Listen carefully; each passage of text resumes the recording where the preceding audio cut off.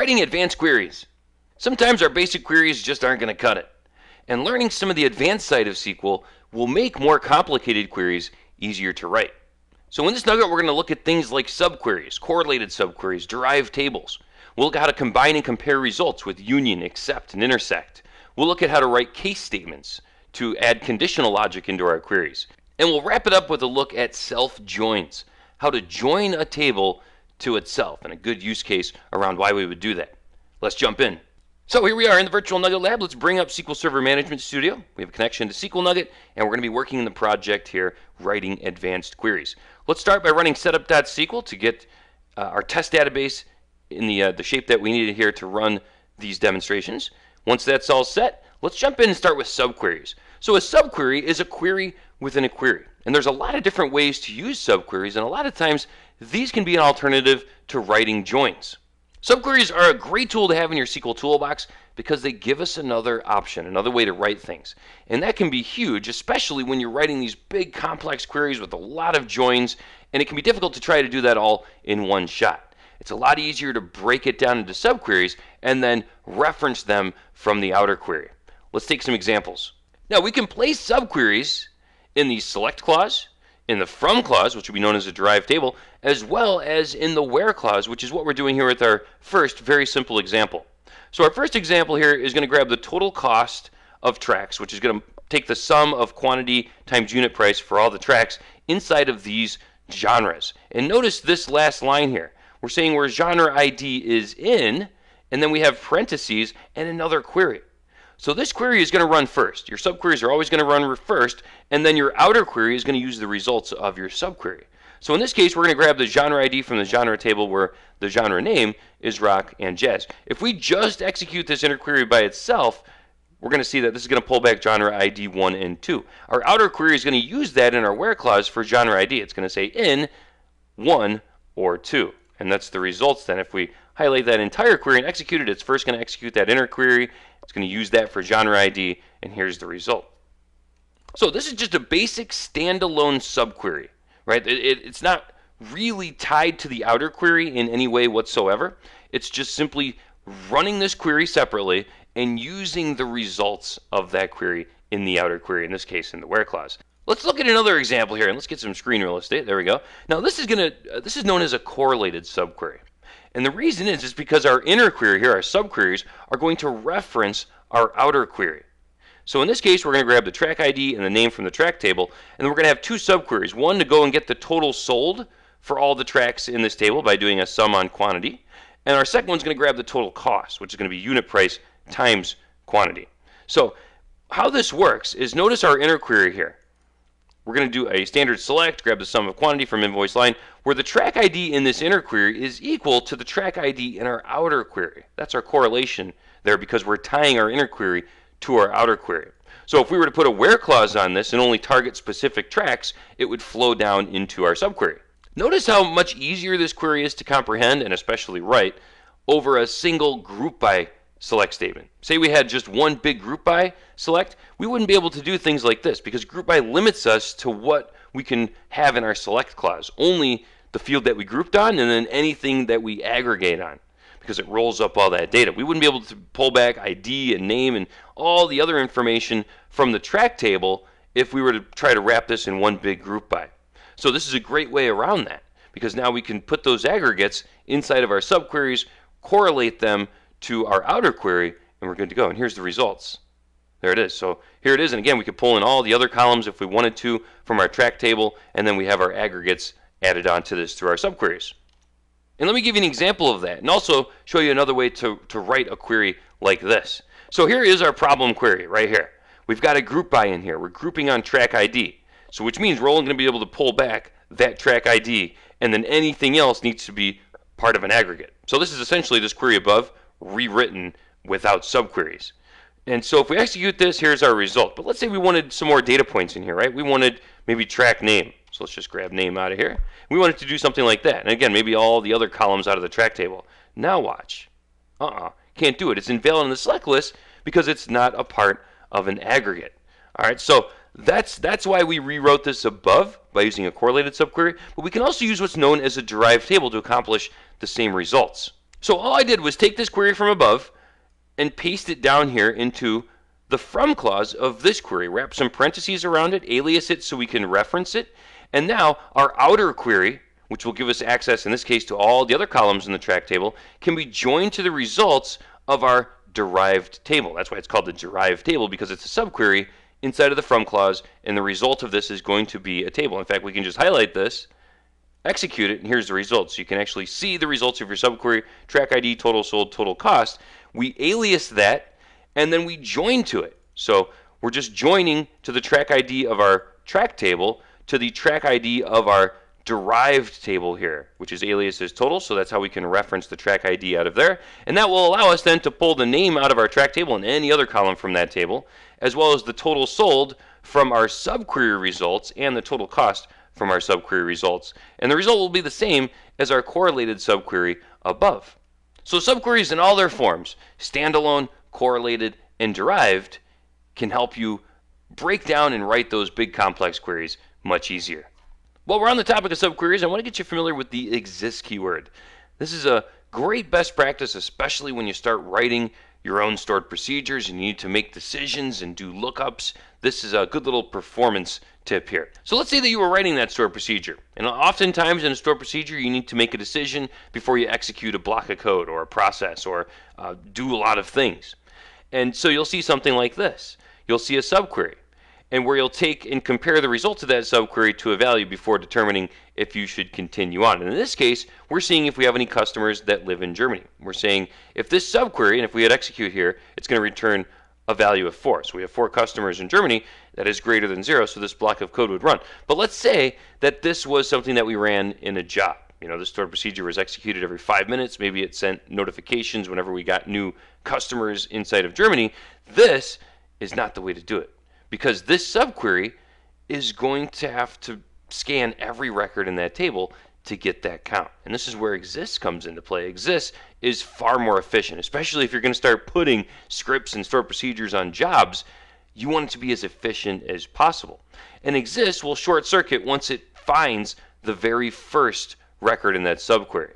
So here, we're just going to say return the value 1 from customer where country equals Germany. And this doesn't really matter, because as long as it returns a result, it's going to immediately stop when it finds that first record, because exists then is true. So that's how exists works. Just remember that best practice. It's a great one, especially when you start writing your own scripts and stored procedures. Utilize it whenever you need to determine the existence of something.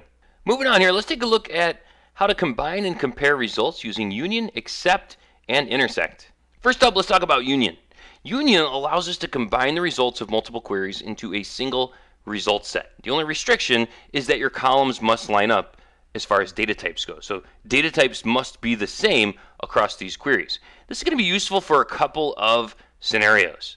One scenario is, let's say that we have multiple sales tables. Maybe we have one for retail sales, maybe we have one for internet sales. And for the most part, they contain the same sales data, but they have a lot of other columns that are specific to retail or internet sales. So their schemas don't line up exactly. But we could still write unions to pull out the relevant sales information, right? Products and locations and all that stuff is going to line up as far as data types go. So we could write a query to pull out the relevant information from retail, and write another query to pull out the relevant information from internet, and then combine them together with a union. Another really common use case is partitioning. And we'll talk more about this when we get into views. There's something called a partitioned view. But essentially, what we'll do with very large databases, say we have a database with a sales table that has billions of records in it. What we'll do is partition this table horizontally, meaning the data inside of that table. So we'll break this out into maybe a sales 2010, sales 2011, sales 2012, so on and so forth. And so each table will contain that specific year of sales data. And how we're going to pull all of this to get this data together in our queries is by querying those tables separately and unioning them all together. And by the way, that's an extremely efficient and popular way of dealing with very large tables. And if you're going to go beyond database fundamentals, you'll be learning all about that in our MCSA SQL Server courses. All right, back to union. So here we have one query. All right, this is just going to pull out all the customers that live in USA, Canada, and Sweden. If we execute that, we can see customer ID, first name, last name, and then our country here will be Canada, USA, and Sweden. And notice we have 22 records there. Keep that one in mind. Now, look at our second query, if we highlight this individually, this is going to pull out all the customers in Brazil, Germany, and also Sweden. If we execute this, we're going to have 10 rows. So 22 plus 10, you would think that we would have roughly 32 rows. Well, exactly 32 rows. Let's highlight both of these and put a union in between them. That's going to combine these together. Whoa, 31 rows? Shouldn't we have 32? Well, the reason being, and the reason I put Sweden in here twice, is so we can compare the difference between union and union all. Union will remove duplicates. That's why we have 31 rows rather than 32 rows. The same query down here with union all will give us, you guessed it, 32 rows, because this does not remove duplicates, meaning we will have customer ID number 51 from Sweden here in here twice, if we can find it. There it is. There's the second record. So that's the difference between union and union all. Just remember, when you're going to execute unions or use unions to tie results together, that their data types must line up. Let's move on to except and intersect. These are operators that we're going to use to compare results. So except is going to compare the results of the first with the results of the second and only give us the records that are in the first result set but are not in the second. So in this case, we should only get USA and Canada customers back from this entire query. And that's because Brazil customers aren't in there, Germany customers aren't in there, Sweden customers are in there. So the difference there is USA and Canada should be the only ones that come back. Because remember, the thing that drives the comparison is the results of your first query. So if we were to execute this, we're only going to get Canada and USA customers back. And that's, again, because Sweden exists in both, and USA and Canada do not exist in the second result set. If we were to flip these around, then we would only get Brazil and Germany back. See how that works? And then intersect is the opposite of that. It's only going to give us the matches between these two. It's essentially an inner join between two result sets. And if we highlight this and hit execute, there it is. Our customer from Sweden is the only record that is similar between these two results. Moving on here, let's take a look at conditional logic with the case statement. So the case statement is very powerful, and we can use it a number of ways. The first way I'm going to show you how to use it here is just doing a static comparison. And essentially how this works is we do a case, pass in an expression, and it's going to compare the result of that to a list of values, in which case it'll evaluate to one of those values. So we do a case, we pass in our expression, a when, value, then result, essentially is how this works. So we're going to do this for every single record in our employee table, which is in our testDB here. So let me switch over to testDB. And what this is going to do, evaluate the hire date, the year of the hire date. When it's 2009, it's going to say output elite. When they're 2010, output veteran, 2011 pro, 2012 rookie, and the else is a catch-all for anything that it doesn't match. So if we have a record that comes through that doesn't match any of these, it's going to output just a bunch of question marks. And then we end the case statement with an end, and we're also going to put an alias on here so it outputs it as rank. That'll be the name of the column. So if we execute this, notice I put hire date up here as well so we can see the actual hire date right here, and the year of the hire date, which is going to be our expression for our case statement. So this is what it's going to evaluate. For every record, it's going to send this through the case statement. 2010, great. It's going to output veteran, which it did here. And these are all else's here. Look at all those else's. Lots of them. Oh, here's a veteran here at 10. There's an elite at 2009. And as you scroll down here, we can continue to see them all. But that's what a case allows us to do. Just take an expression, compare it against a list of values, and if it matches one, it'll use that value as the result. If not, it'll use the value from the else. So this is called a static comparison because we're just comparing static values to whatever the result of that expression is. So that's a very basic case statement that uses an expression and compares it against static values. We can also get crazy with case here and do conditional comparisons. This is known as a searched case. Notice we no longer have an expression that we're comparing against. We move that into each individual when, where we're going to run a date diff. And this, by the way, is the same exact queries above, just rewritten to handle ranges. So we're going to get back the number of years this individual has been employed because we're doing a date diff against year between hire date and get date. Here's your start date, here's your end date. So that will give us the years that they've been hired. If it's greater than or equal to 10, we'll say elite, between 5 and 9 veteran, between 2 and 4 pro, less than or equal to 1 rookie. And notice we don't have an else. We don't need a catch-all because we covered all the possible ranges here inside of our case statement. If we execute this, here's the results. Here's their year hired, which will then evaluate to their rank over here in this column, which is powered by our case statement. So 6 is veteran, 15 elite, all the way down, all of our scenarios are covered. So that's case, a very powerful statement that you'll be using quite a bit to add conditional logic into your queries.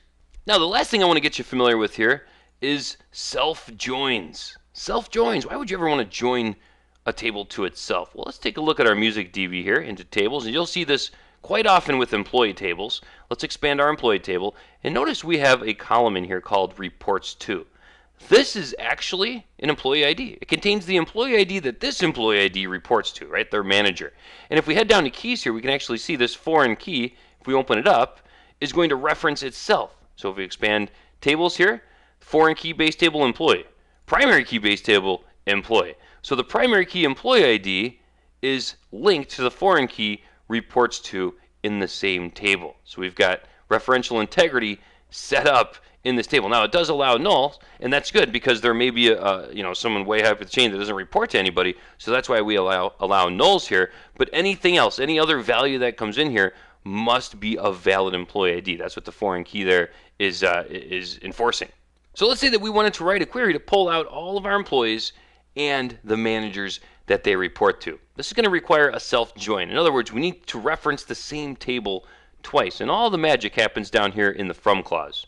So what we're saying is give us information from our employee table, and we're going to alias that as E1. And the reason we need to alias it is because we can't join on the same table with the same name, right?